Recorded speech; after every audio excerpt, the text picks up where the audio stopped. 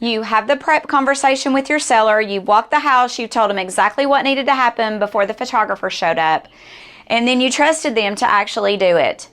That's the part that's costing agents listings, time, and money.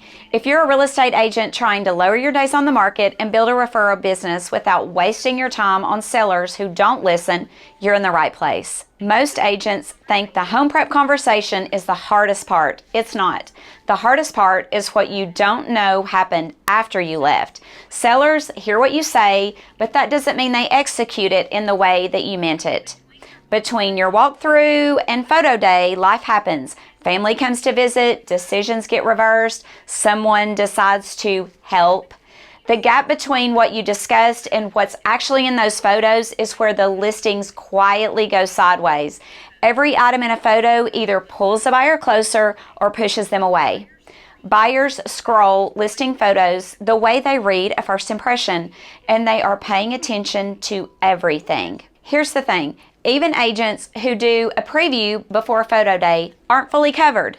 What happened to one of my Upleveled Agent partners proves exactly why. One of my Upleveled Agent partners texted me in a panic. Photos had just come back and the home looked completely different than when he left it. He had done a show-ready preview. He had the conversation. He thought the home was locked in. What he didn't know is that the seller's mother had come over before the photographer arrived and decided to do some staging of her own. Handmade decor, religious items in the kitchen, bright, taste-specific pieces in the bath. Those items change the energy of every single photo in the room. They devalued the space in a way that no caption or description could undo. He had 3 options: publish them and hope for the best, pay to have them digitally altered, or book and pay for an entirely new shoot. None of those were good options.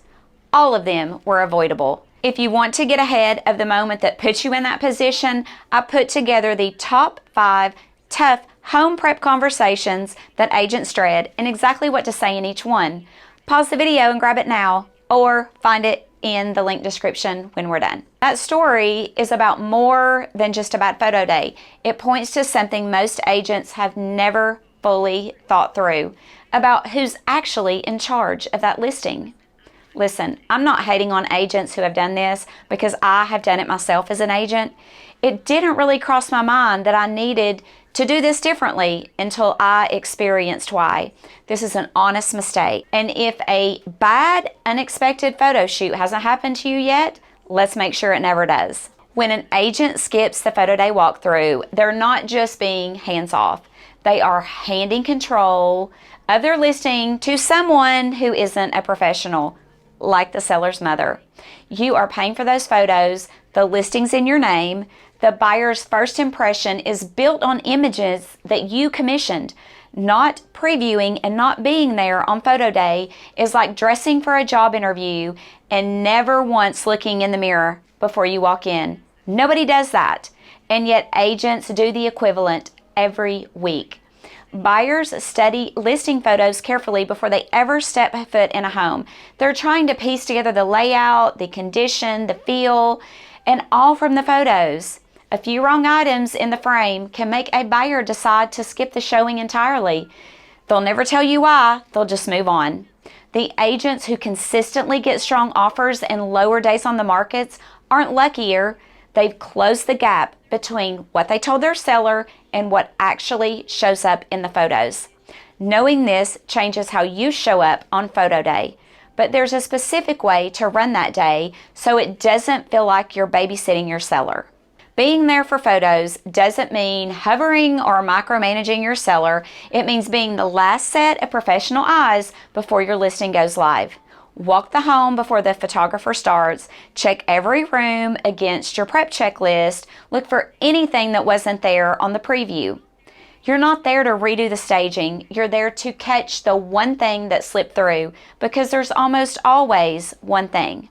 Introduce yourself to the photographer when they arrive, know the shoot list, and stay available if a room needs a quick reset between shots. This is the move that separates agents who lead their listings from agents who react to them.